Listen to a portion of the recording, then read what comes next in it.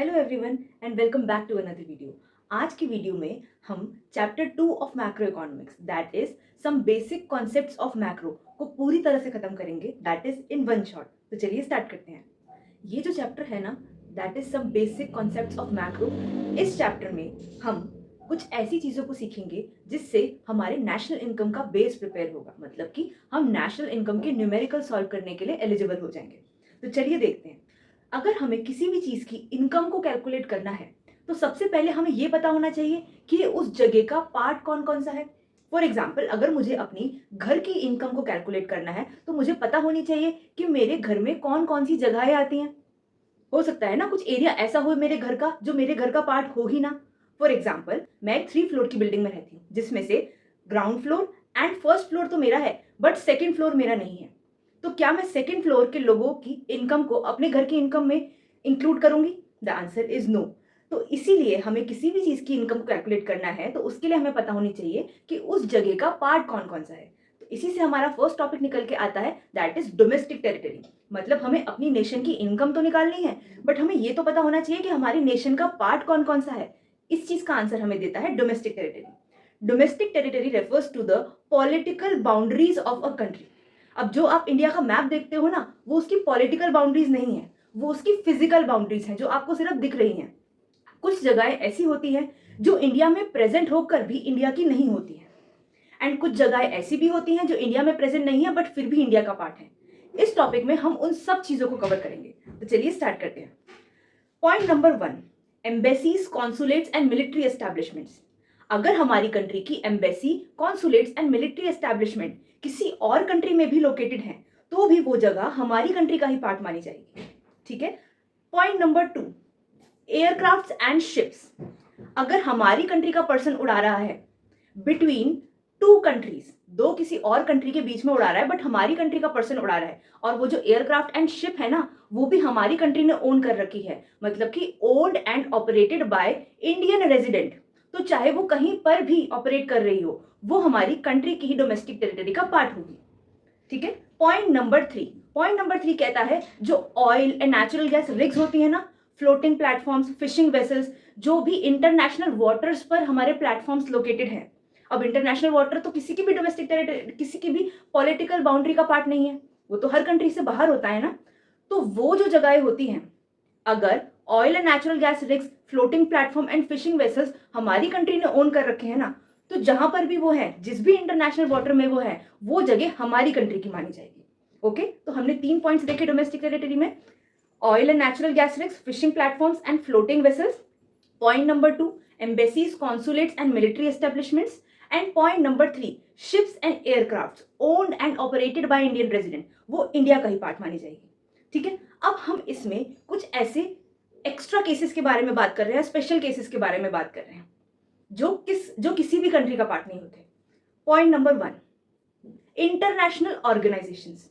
International organisations जो होती है ना, जैसे कि WHO, UNO, world bank, IMF, ये किसी भी कंट्री का पार्ट नहीं होती है बिकॉज ये इंटरनेशनल बॉर्डर्स को बिलोंग करती है। तो अगर ऐसे कोई नेम आपके पास आते हैं तो वो किसी भी कंट्री का पार्ट नहीं है।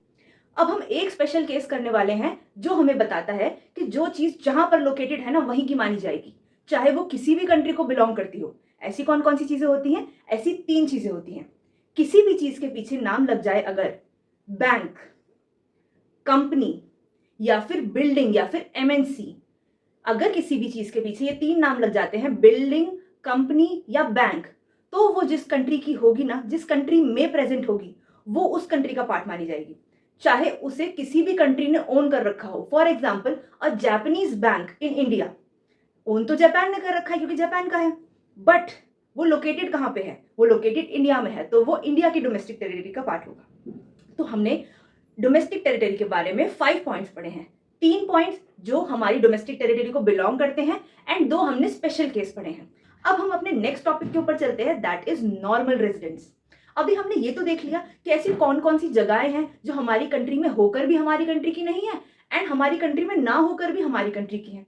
अब हम ऐसे लोगों के बारे में बात करने वाले हैं जो हमारी कंट्री में प्रेजेंट होकर भी हमारी कंट्री का पार्ट नहीं होते, या फिर हमारी कंट्री में ना प्रेजेंट होकर भी हमारी कंट्री का पार्ट होते हैं। तो चलिए स्टार्ट करते हैं।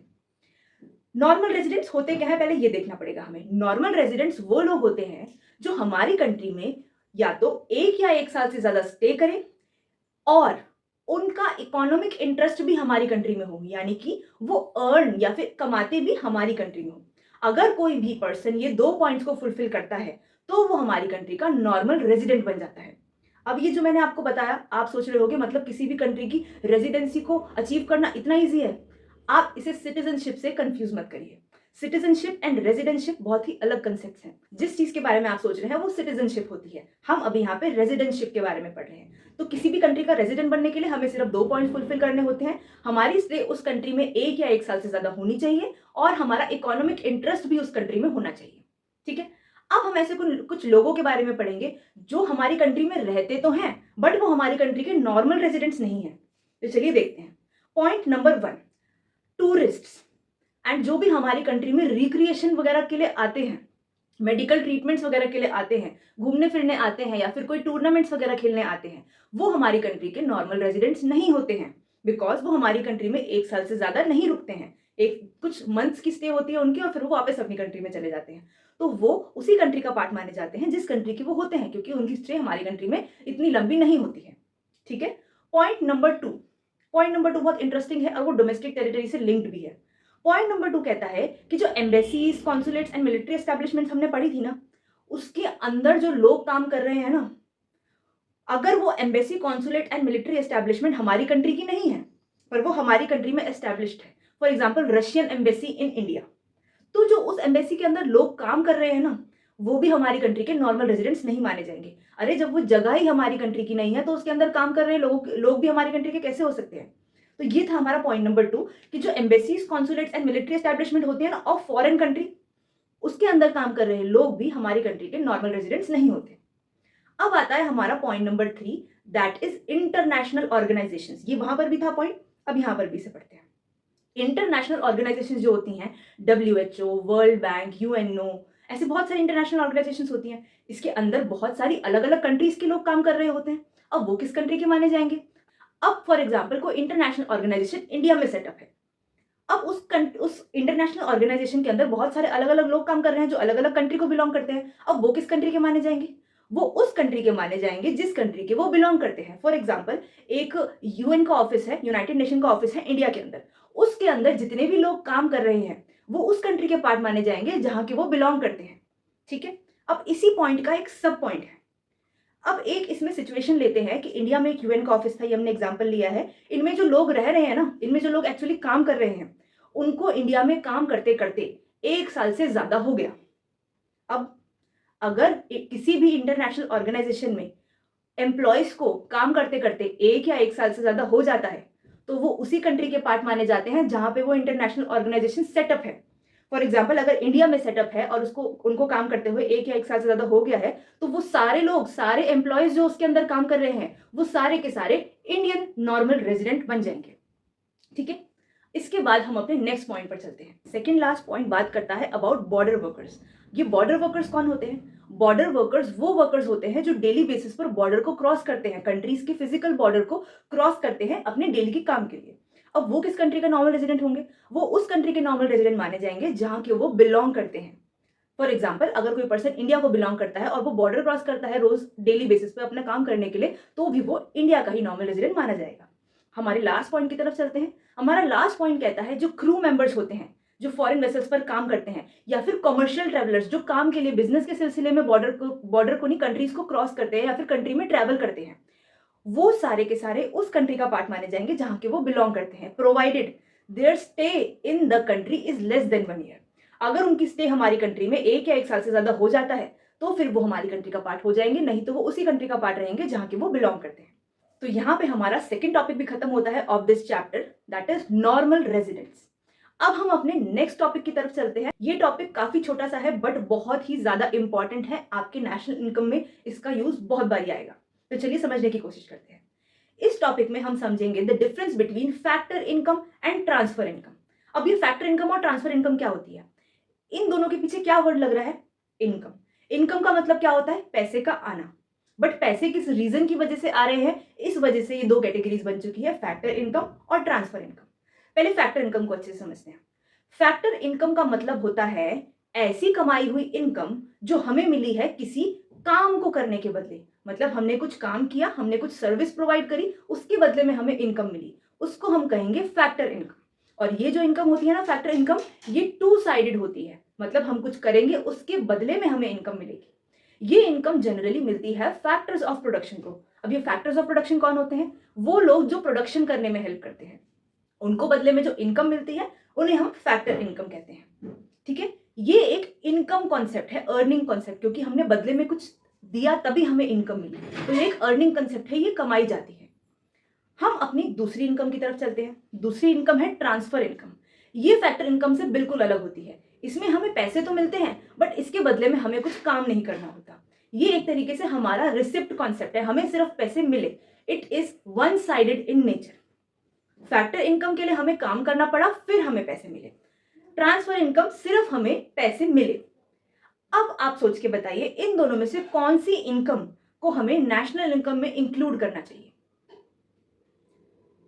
तो आप सब अपना आंसर्स कमेंट में कर सकते हैं। मैं अभी आपको इसका आंसर बताती हूँ। इसका आंसर है फैक्टर इनकम। क्यों? क्योंकि फैक्टर इनकम प्रोडक्शन से रिलेटेड है। प्रोडक्शन होगी तभी फैक्टर इनकम जनरेट होगी, और वही हमारी नेशनल इनकम में इंक्लूड होती है। ट्रांसफर इनकम को हम नेशनल इनकम में इंक्लूड नहीं करते, बिकॉज ये प्रोडक्शन से लिंक्ड नहीं है। फैक्टर इनकम के कुछ एग्जाम्पल्स हैं: rent, wages and salaries, interest, profit, क्योंकि ये सारी इनकम हमें किसी काम करने के बदले मिली है। ये सारी फैक्टर इनकम है। अब कुछ ट्रांसफर इनकम्स को देख लेते हैं। ट्रांसफर इनकम जैसे कि अनएम्प्लॉयमेंट अलाउंस जो गवर्नमेंट हमें देती है। Second, gifts, donation, charity, scholarship, ये सारी वन साइडेड ट्रांजैक्शन होती है। मतलब बदले में हमें इसके लिए कुछ काम नहीं करना पड़ता, हमें जस्ट ये एक इनकम या फिर रिसिप्ट की तरह मिल जाती है। तो यहाँ पे हमारा थर्ड टॉपिक खत्म होता है, that is factor income and transfer income. तो हमारे इस चैप्टर का नेक्स्ट टॉपिक है final goods versus intermediate goods. तो चलिए इस टॉपिक को अच्छे से समझते हैं। सबसे पहले हम फाइनल गुड्स को समझेंगे। फाइनल गुड्स वो सारे गुड्स होते हैं या फिर वो असेट्स होते हैं जिन्हें हम खरीदते हैं डायरेक्टली कंज्यूम करने के लिए, डायरेक्टली यूज करने के लिए। ठीक है, इसके अंदर क्या क्या चीजें आती हैं? इसके अंदर सारे के सारे वो गुड्स आ जाते हैं जिनको हमने खरीदा है for direct consumption. For example, मैं मार्केट गई और वहां से मिल्क खरीद के लाई फॉर फाइनल कंजम्पशन, घर पे कंज्यूम करने के लिए। तो वो क्या हो गया? वो मेरा एक फाइनल गुड हो गया। अब ऐसे कौन कौन से असेट्स हैं जो फाइनल गुड्स में आते हैं? चलिए देखते हैं। सारे के सारे असेट्स हमेशा फाइनल गुड्स ही रहेंगे एक्सेप्ट दीज थ्री थिंग्स। अगर किसी भी असेट को खरीदा है एक डीलर ने, एक मिलिट्री वाले पर्सन ने, या फिर एक शोरूम ओनर ने, तो फिर वो सारे के सारे असेट्स फाइनल गुड्स नहीं रहेंगे, वो इंटरमीडिएट गुड्स बन जाएंगे। अब ऐसा क्यों? क्योंकि ये सारे लोग इस असेट को खरीदेंगे टू फर्दर सेल इट। तो जब ये तीन लोग किसी भी असेट को खरीदते हैं तो उसको हम डालते हैं इंटरमीडिएट गुड की कैटेगरी में। Otherwise all the assets are always final goods. तो एक बार फटाफट से रिवाइज कर लेते हैं हमने फाइनल गुड्स में क्या सीखा। Final goods are those goods which are used for final consumption, जो हमारी फाइनल कंजम्पशन के लिए यूज होते हैं, जिनको हम और ज्यादा ट्रांसफॉर्म नहीं करते, डायरेक्ट और कुछ बनाते नहीं है फर्दर बेचने के लिए, उसे डायरेक्ट हम अपने कंजम्पशन के लिए यूज करते हैं। उस सारी चीजों को हम कहते हैं फाइनल गुड्स। और सारे के सारे असेट्स भी आते हैं इसमें except the assets purchase by these three persons, military, dealer या फिर शोरूम ओनर। ठीक है, ये थे हमारे फाइनल गुड्स। अब हम चलते हैं अपने सेकंड टाइप के गुड्स की तरफ, दैट आर इंटरमीडिएट गुड्स। कोई भी गुड अगर हमने खरीदा है for further sale, for further production या फिर फर्दर सर्विस प्रोवाइड करने के लिए, तो वो सारे के सारे गुड्स हमारे आ जाएंगे इंटरमीडिएट गुड की कैटेगरी में। जैसे कि मैंने मिल्क खरीदा ताकि मैं उसकी स्वीट्स बनाऊं और फिर स्वीट्स को बेचूं, तो फिर वो मेरा हो जाएगा इंटरमीडिएट गुड। बट अगर मैंने मिल्क खरीदा टू कंज्यूम इट, तो फिर वो हो जाएगा एक फाइनल गुड। तो कोई भी गुड इंटरमीडिएट भी हो सकता है और फाइनल भी हो सकता है, depending on the reason of their purchase. उसके रीजन के ऊपर डिपेंड करता है। तो अभी हमने क्या पढ़ा? अभी हमने फटाफट से एक बार रिवाइज कर लेते हैं क्या पढ़ा। हमने पढ़ा फाइनल गुड्स कौन से होते हैं और इंटरमीडिएट गुड्स कौन से होते हैं। फाइनल गुड्स वो सारी चीजें होती हैं जिनको हम अपनी फाइनल कंजम्पशन के लिए खरीदते हैं, उससे हम कुछ और ज्यादा फर्दर प्रोड्यूस नहीं करना चाहते, ना ही उसे फर्दर सेल करना चाहते हैं। इसमें सारे असेट्स भी इंक्लूड होते हैं except assets purchase by these three person, military, showroom and dealer. ठीक है, एंड इंटरमीडिएट गुड्स कौन से होते हैं? कोई भी गुड हमने परचेज किए हैं for further sale, for further production या फिर फॉर प्रोवाइडिंग फर्दर सर्विसेज। तो फिर वो सारे गुड्स हमारे हो जाएंगे इंटरमीडिएट गुड्स। तो ये थे हमारे फाइनल गुड्स और इंटरमीडिएट गुड्स। अब इस चैप्टर में हमने फाइनल गुड्स को भी दो कैटेगरीज में डिवाइड करा है, उनको देख लेते हैं। तो अब हम पढ़ने वाले हैं types of final goods. Final goods दो टाइप के होते हैं, final consumption good and final capital goods. अब इनको सुन के आपको बिल्कुल भी नहीं डरना है, क्योंकि ये हम ऑलरेडी पढ़ चुके हैं। मैंने आपको क्या बताया था, फाइनल गुड्स में क्या क्या चीजें आती हैं, वो गुड्स जिन्हें हम फाइनल कंजम्पशन के लिए खरीदते हैं, या फिर वो असेट्स जिन्हें उन तीन लोगों ने ना खरीदा हो, मिलिट्री, शोरूम एंड डीलर। इन तीनों ने नहीं खरीदा, बाकी सारे के सारे असेट्स फाइनल गुड्स होते हैं। तो ये जो हमने दो कैटेगरीज पढ़ी ना, गुड्स एंड असेट्स, यही फाइनल गुड्स को बाइफरकेट करके बनते हैं। फाइनल कंजम्पशन गुड में वो सारे गुड्स आ जाते हैं जिनको हम फाइनल कंजम्पशन के लिए खरीदते हैं, एंड फाइनल कैपिटल गुड्स में वो सारे असेट्स आते हैं जिससे हम फर्दर इनकम जनरेट करते हैं। ठीक है, चलो इसको एक बार अच्छे से देख लेते हैं। जो फाइनल कंजम्पशन गुड्स होते हैं ना, इनको भी हमने फर्दर चार कैटेगरीज में डिवाइड करा है। Category number 1, durable goods. Durable goods वो गुड्स होते हैं जिन्हें हम कई सालों तक यूज कर सकते हैं और वो खराब नहीं होते। ठीक है, नेक्स्ट होते हैं हमारे semi durable goods. Semi durable goods वो गुड्स होते हैं जो एक साल के अंदर अंदर खराब हो सकते हैं या फिर वो एक ही सीजन चलते हैं। थर्ड टाइप के हमारे गुड्स होते हैं non durable goods. Non durable goods कौन से होते हैं, ऐसे गुड्स जिनको हमें एक एक्ट ऑफ कंजम्पशन में खत्म करना होता है, एक बार कंज्यूम करने के बाद वो खत्म हो जाते हैं, हमें दूसरे लेने पड़ेंगे। फॉर एग्जाम्पल फ्रूट्स, वेजिटेबल्स, ये सारी चीजें एक बारी में खत्म हो जाती है। मिल्क। एंड हमारा लास्ट फाइनल कंजम्पशन गुड में आता है सर्विसेज। ये सारी चीजें फाइनल कंजम्पशन गुड का पार्ट है। अब हम जाते हैं फाइनल कैपिटल गुड्स की तरफ। कैपिटल गुड्स में वो सारे असेट्स आते हैं जो फाइनल गुड्स होते हैं। अब सारे के सारे असेट्स मैंने आपको पहले ही बता दिया वो फाइनल गुड्स होते हैं, एक्सेप्ट दोस 3 थिंग्स। ठीक है, तो असेट भी हम परचेज कर सकते हैं या तो अपने फाइनल यूज के लिए। फॉर एग्जाम्पल मैंने अपने घर के लिए वॉशिंग मशीन खरीदी, ये मेरा एक असेट हो गया।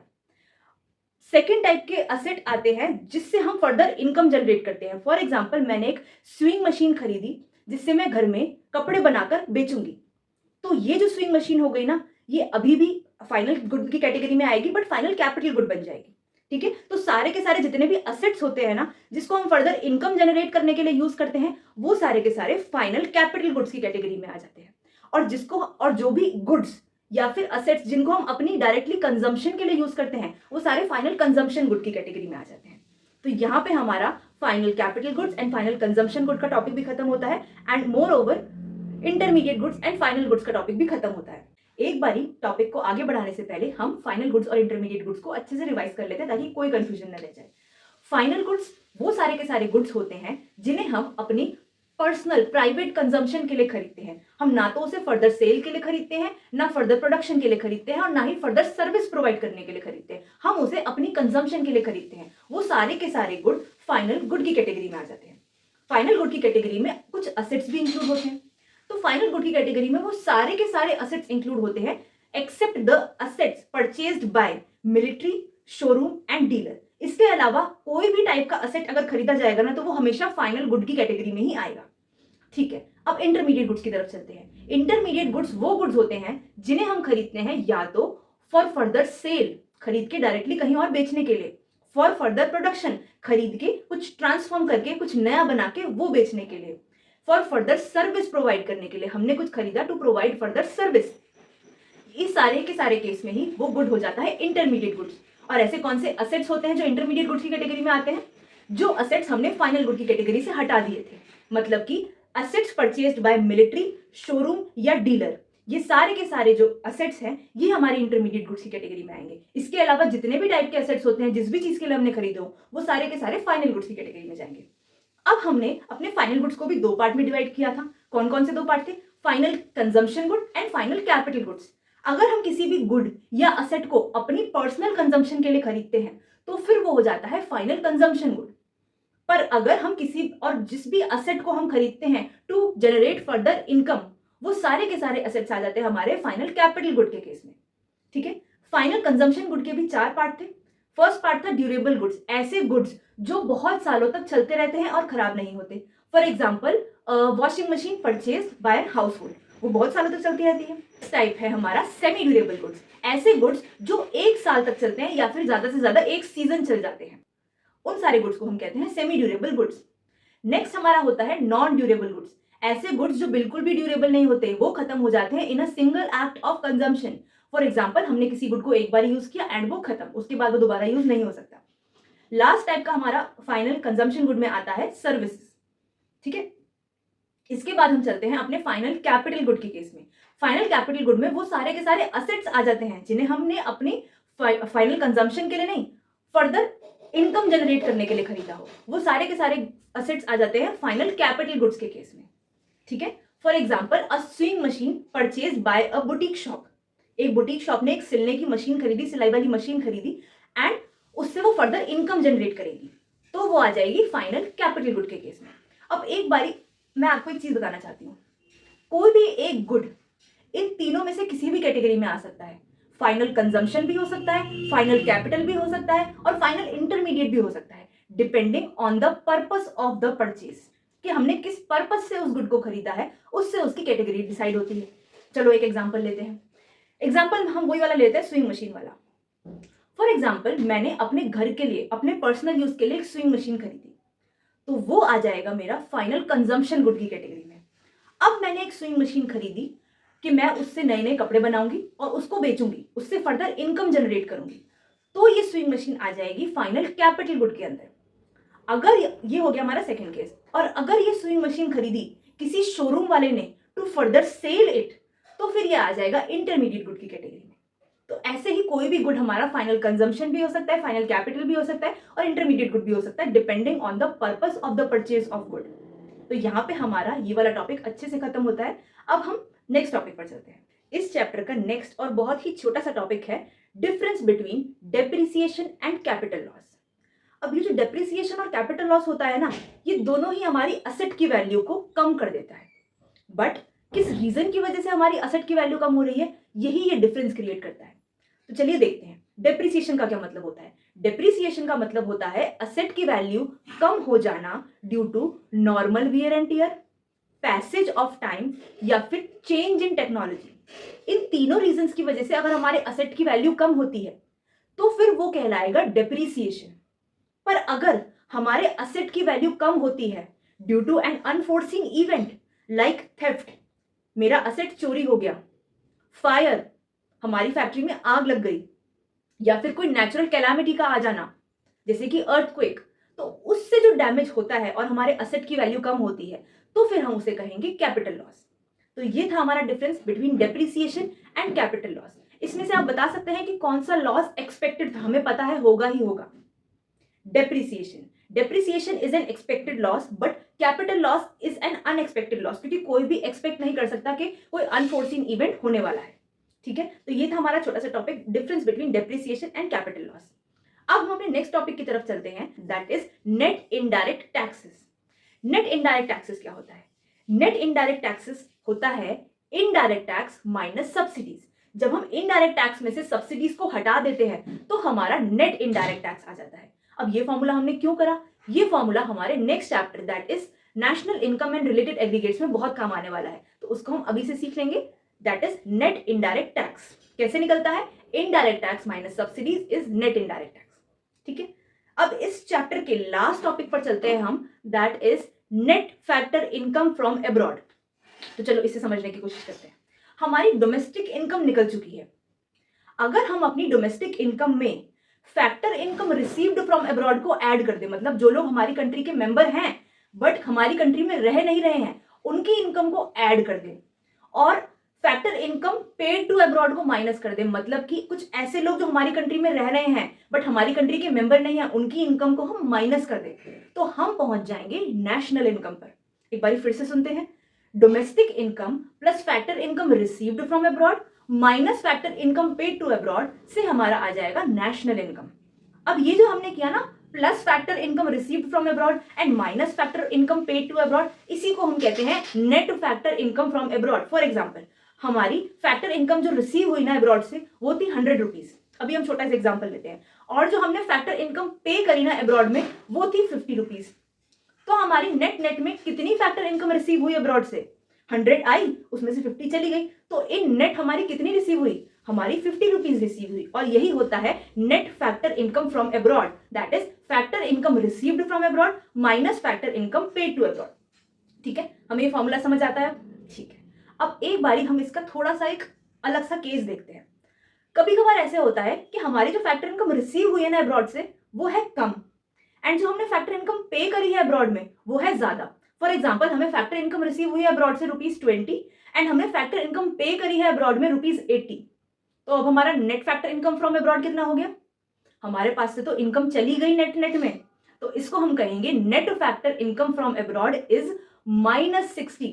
मतलब कि factor income receive from abroad minus factor income paid to abroad, 20 minus 80 that is -60, क्योंकि नेट नेट में हमारे पास से फैक्टर इनकम चली गई अब्रॉड के, इसलिए हमारा net factor income from abroad negative आया। तो आपके लिए ऐसे क्वेश्चंस भी आ सकते हैं बोर्ड में कि ऐसा कौन सा केस होता है जिसमें NFIA नेगेटिव होता है। NFIA means net factor income from abroad negative होता है।